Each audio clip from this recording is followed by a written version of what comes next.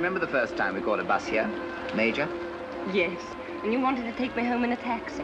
I've cured you of those extravagant ideas, haven't I? Yes. Takes the daughter of a millionaire to teach economy to the penniless professor of Greek.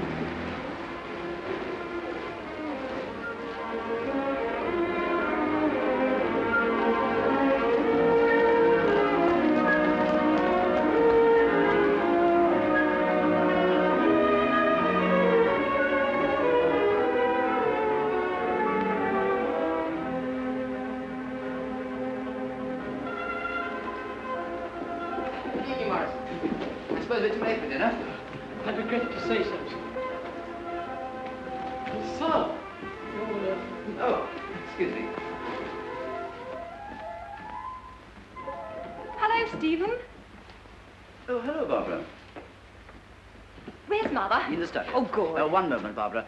Mother has just sent for me. She wishes to see me alone.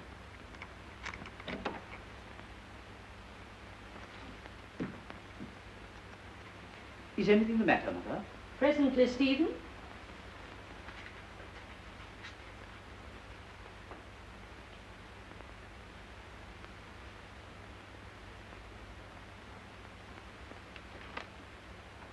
Don't begin to read, Stephen. I shall require all your attention.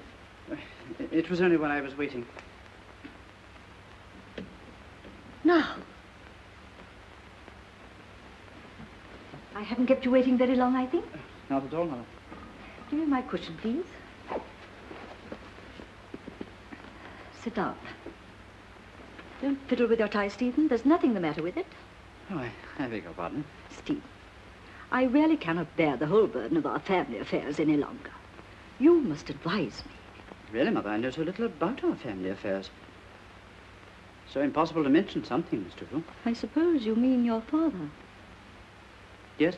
My dear, we can't go on all our lives not mentioning him. You're old enough now to be taken into my confidence and to help me deal with him about the girls. Oh, the girls are all right. They are engaged. Yes, I've made a very good match for Sarah. Charles Lomax will be a millionaire, 35. But in the meantime, his trustees cannot allow him more than 800 a year. Yes, but... Sarah will have to find at least another 800. And what about Barbara? I thought Barbara was going to make the most brilliant career of all of you. And what does she do?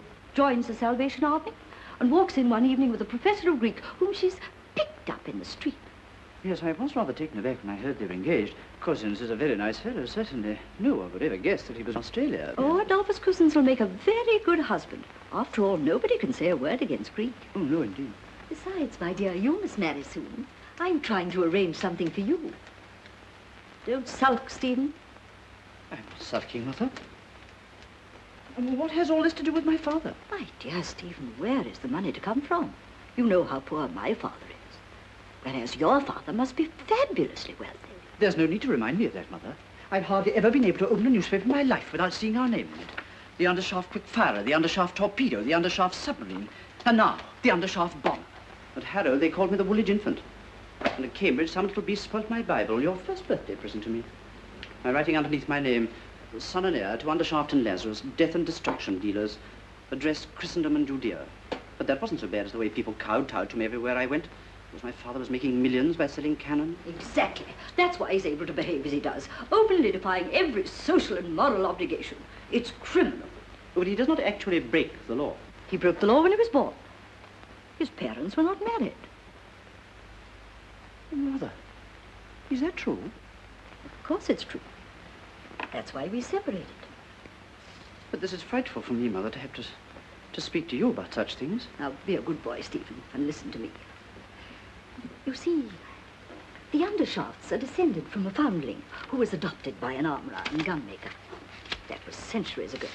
Ever since then, the cannon business has been left to an adopted foundling named Andrew Undershaft. Your father was adopted in that way. And he pretends to consider himself bound to carry on the tradition and adopt someone to lead the business too. Then it was on my account, Mother, that your home life was broken up. I am sorry. Well, dear, there were other differences. I really cannot bear any moral man. Your father didn't exactly do wrong things, but he said them and thought them. That was what was so dreadful. He really had a sort of religion of wrongness. However, you know, your father was a very attractive man in some ways. I didn't dislike him myself. Far from it. But I couldn't forgive him for preaching immorality while he practiced morality. All this simply bewilders me, Mother. Right is right and wrong is wrong.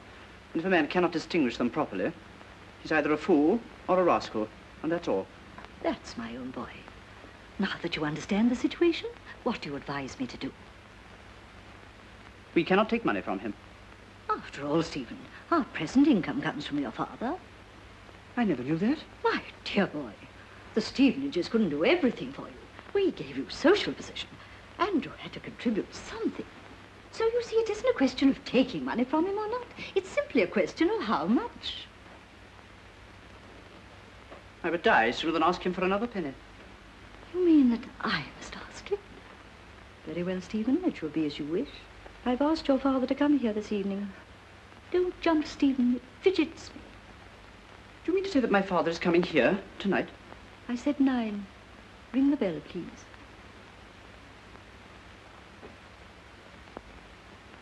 He may be here at any moment. Morrison, go and tell everyone to come to the drawing room at once. Yes, Lily.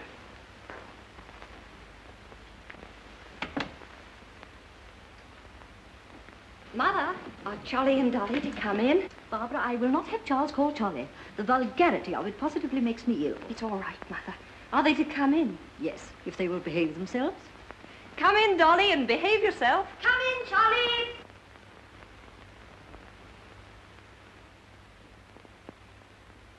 Sit down, all of you. Listen to me, children.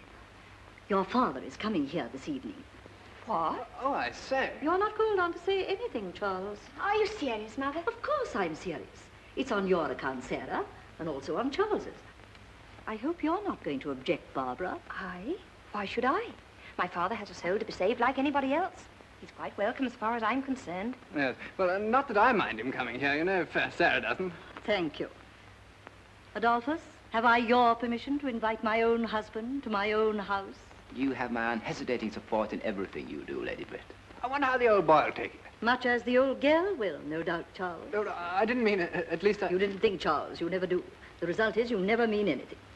Now, please attend to me, children. Your father will be quite a stranger to us. I suppose he hasn't seen Sarah since she was a little kid, really? Not since she was a little kid, Charles, as you express it with that elegance of diction and refinement of thought that seem never to desert you. Accordingly... Might I speak a word to my lady? Nonsense. Show him in. Yes, my lady.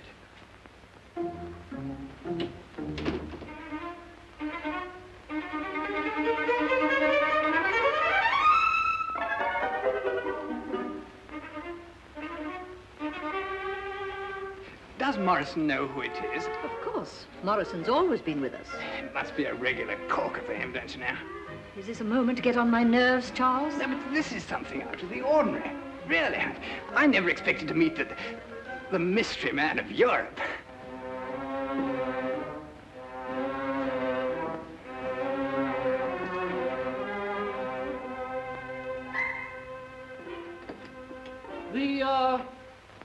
Mr. Undershaft.